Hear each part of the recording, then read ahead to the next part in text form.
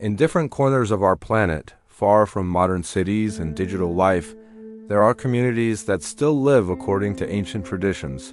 Some people call them dangerous. Others call them mysterious. But the truth is far more complex. When we hear the phrase, most dangerous tribes in the world, we often imagine violence and fear. Yet, in reality, many of these communities are simply protecting their land, their culture, and their survival. The modern world has reached almost every place on Earth, but a few societies remain determined to live on their own terms. One of the most isolated groups on Earth lives on a small island in the Indian Ocean. The Sentinelese people inhabit North Sentinel Island in the Andaman Archipelago. For thousands of years, they have rejected contact with the outside world. Boats that come too close are met with arrows. Helicopters flying overhead are warned away.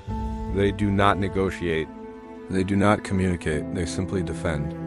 To outsiders, this appears hostile, but history explains their behavior. When colonial powers entered the Andaman Islands centuries ago, disease and violence devastated many indigenous groups. The Sentinelese survived by avoiding all contact. Their immune systems are not prepared for modern illnesses. A simple flu virus could wipe out their entire population.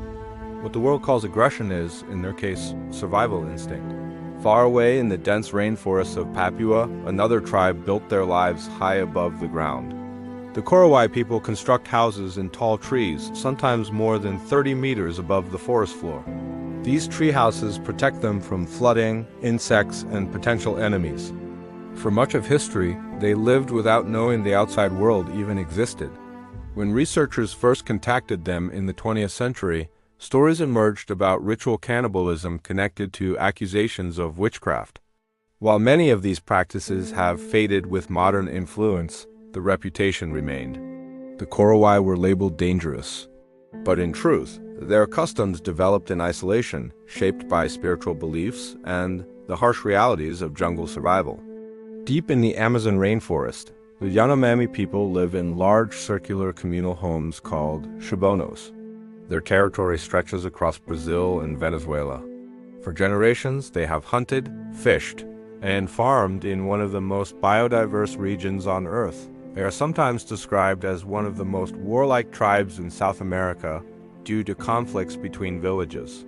But the greatest threat to the Yanomami today does not come from neighboring tribes. It comes from illegal gold miners who invade their land, pollute rivers with mercury, destroy forests, and introduce deadly diseases. Armed clashes have occurred. Villages have suffered. When the Yanomami fight, they are often fighting to protect the rainforest that sustains them. In this story, the word dangerous becomes complicated. Who is truly threatening whom? In the Omo Valley of Ethiopia, the Morsi tribe has developed a strong warrior identity. The women are known worldwide for wearing clay lip plates, a symbol of beauty and cultural pride. The men participate in ceremonial stick-fighting competitions that test strength and bravery. In a region where cattle represent wealth and survival, protecting livestock is essential. Tourists sometimes describe the Morsi as aggressive because they demand payment for photographs and often carry rifles. But their behavior reflects years of exploitation and economic pressure. When outsiders arrive with cameras, the interaction becomes transactional.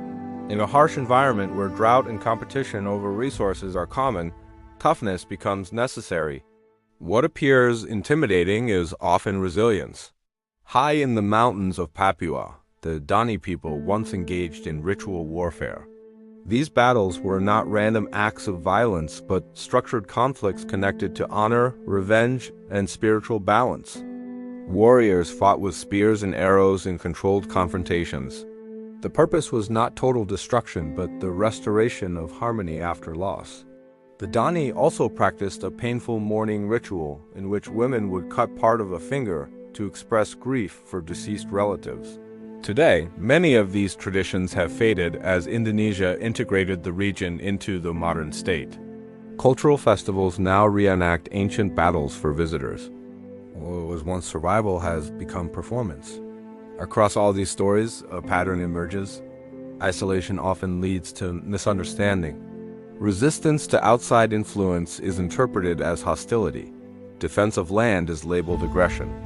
When colonial empires expanded across continents, indigenous populations suffered devastating consequences. Diseases spread rapidly. Lands were seized, cultures were suppressed. Many tribes disappeared completely. The ones that survived often did so by becoming cautious, defensive, and protective of their territory. The modern world sometimes views traditional societies as primitive or violent. But many industrialized nations have histories filled with wars, invasions, and exploitation. The difference is that tribal conflicts are visible and immediate, while global conflicts are often distant and political. It is also important to recognize that the word tribe itself covers thousands of unique cultures. Each community has its own language, beliefs, social structures, and values. To group them together under the label dangerous oversimplifies complex human societies.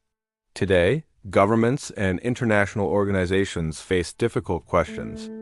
Should isolated tribes be contacted in the name of development? Or should their independence be respected? Some argue that integration brings healthcare and education. Others warn that forced contact destroys identity and spreads disease. In India, strict laws now protect North Sentinel Island from visitors. In Brazil, efforts continue to remove illegal miners from Yanomami land. In Ethiopia and Papua, tourism brings both opportunity and cultural pressure. The future of these communities remains uncertain. Climate change, deforestation, and global expansion continue to shrink the world. Satellites can see every corner of the planet. Very few places remain truly hidden. Yet these tribes remind us of something powerful. Humanity does not have only one path. Modern skyscrapers and smartphones are not the only definition of civilization. For thousands of years, human beings lived in balance with forests, savannas, and mountains. Knowledge was passed through stories, rituals, and shared memory. Perhaps instead of asking which tribe is the most dangerous, we should ask what makes any society feel threatened. Fear often grows when boundaries are crossed without respect. Conflict often begins when one world tries to dominate another. These communities are not symbols of violence. They are symbols of endurance. They represent cultures that survived colonization, disease, environmental change, and global expansion. In the end, the real story is not about danger. It is about survival, identity, and the human instinct to protect home. And maybe the most important question is not why they defend themselves so fiercely, but whether the modern world is willing to respect the choice of those who wish to live differently.